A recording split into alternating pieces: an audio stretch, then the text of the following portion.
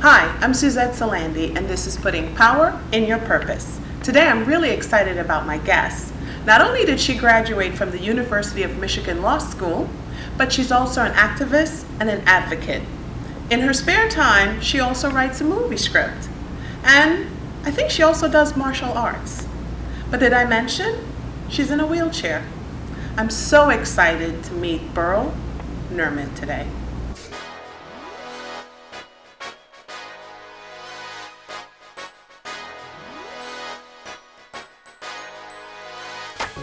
Made my way to a show. As I'm changing the glow, I made it my own. I'm great and I know. Now I'm ready to go. Hi everyone. I'm so excited to be interviewing Beryl Neurman here today. How are you, Beryl? I'm doing well. Thank you And very how's much. your summer going? Oh, it's going pretty well. I'm excited at the end of the month will be the 25th anniversary of the Americans with Disabilities Act. Wow, that's pretty impressive. 25 years. Cool. Beryl, you have one of the most exciting life and attitude. Can I just tell you, in speaking with you, I really realized that the words can't, impossible, won't do is not part of your vocabulary. Is that right? Yes. Of course, as a child, my parents gave me the book, The Little Engine That Could. Oh. And the little engine that was blue, my favorite color at the time, was I think I can, I think I can, I think I can. Yeah. And they gave me a lot of inspirational materials that helped carry me into my imagination. So my imagination helps make my disability life tolerable, if not at times fun. Yeah, and I can tell that in our preliminary conversation. So, tell me what it was like growing up with a disability. Well, I grew up about 20 years before the ADA was passed. I mean, there had been other laws to help people with disabilities, such as the Education for the Handicapped Act, which was renamed the Individuals with Disabilities Education Act, and that helped me be mainstreamed through school. But that was rough for me because, being the only person with a very visible disability, learning disabilities wasn't discussed that much at the time, and there were no people with visual impairments of any great import in my school. So I was picked on a lot. Teachers, didn't understand what expectations to have for me. And I remember one thing that made me an advocate up to this day is that my mother was fighting with the school, like elementary school, saying that she wanted my classes to be set a certain way that I could take time off, enough time off, like during the gym period and lunch, to go to physical therapy.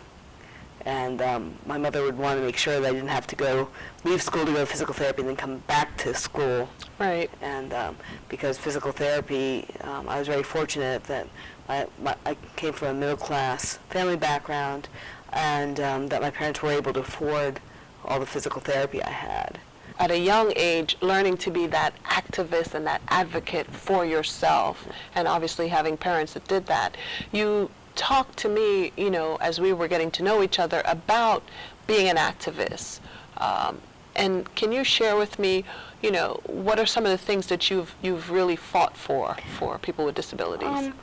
I think that one of the reasons I'm an activist is because I see problems and people with disabilities say, "Oh, I'm just too tired to fight." And for me, I don't want to be the hard-nosed, characterized as crazy advocate that might get a blurb on local news for being a pain. But I think that some of the things I fought for around here have been like better accessibility on the metro rail trains, because the older style wheelchairs, I've been here about 17 years. The older style wheelchairs, they would often, the front wheels would fall through the gap between the train and the platform. If the platform was a lot lower than the train, and you get stuck, and you'd be like, the doors are getting ready to close on you, and you're like, help, I'm stuck. So the gap-reducing little black bar, that was one of the ideas that I was happy that through my work on the E&H Transportation Advisory Committee to WMATA, one of the things I did. And there's been smaller things here too, like having curb cuts put in, like where they wanted to take them out. I'm like, well, why? Yeah, everyone else can cross at that particular corner, even though it doesn't have stop signs. Why can't I still cross there? And it was really a crucial point because it was right near the bus terminal here in Bethesda. And, I said to the city officials, great, you have 2 ways to get there, but if snow blocks one of them, or both of them. What happens? Yeah, so, I wanted to make sure that I had path. The other thing I did, speaking of snow, is that I sat on the Montgomery County Commission for People with Disabilities, and I started the campaign that was made into Montgomery County law, I believe, years after I left the commission, called Widen It for Wheels, making sure that people don't clear a pedestrian path through lots of snow like we had in 2010, that was wide, but make it wide enough so my wheelchair can pass. Yeah. So I'm very proud of that. Excellent. And you should be. You absolutely should be. Great things that you've done. And I have to ask you this question. How do you stay motivated amidst all the different things that you're doing? Well, I tell people I'm an athlete or a dancer trapped to disable one's body. I wake up every morning feeling able-bodied, and I start to get dressed. I'm like, oh no, I'm not able-bodied. It's going to take me at least 10 minutes to put these shoes on. But, and also I have a very active imagination. I may be butchering the Milton poem, Paradise Lost, where he says, mind is a place of its own. It can make a heaven out of hell or hell to heaven. Yeah. I guess, is that what inspired you to write scripts for your movie? Yeah, I think so, because I have this very active imagination. I've always liked writing. Yeah. I was thinking about when I was young, I had, I wrote greeting cards for my family, and I called myself the Neurman Card Company, Inc. And I wrote little plays when I was like 4 years old. My brother was 2 years younger than me, and I'd have him act. He's able-bodied because my disability is not genetic or anything. So you would direct him and direct have him do everything. I was called a sad soldier about someone who had an ill-fitting uniform. Yeah. And then when I was 9, I created a story off a physical therapy game that I was playing called Dreamer's Dance. I performed that. Yeah. And then in college, I was part of an acting group for I think it was like a 6 weeks program. We performed skits and things. And actually, when I was at University of Illinois, my undergraduate institution, I wanted to take creative writing, but I was a business major because I didn't know anyone who had a substantial disability like myself who had actually done something with their lives. Yeah. Coming from West Virginia, the only people I knew that were disabled were living at home on benefits. Yeah. In fact, I worked at a nursing home when I was 14 as a receptionist on weekends. And this woman came in, 39 years old. I said, what are you doing here? You're too young to be here. Yeah. She's like, well, I got, I'm at that age now where my parents can't take care of me anymore. Wow. And I look at that I think about that every day when you talk about motivation.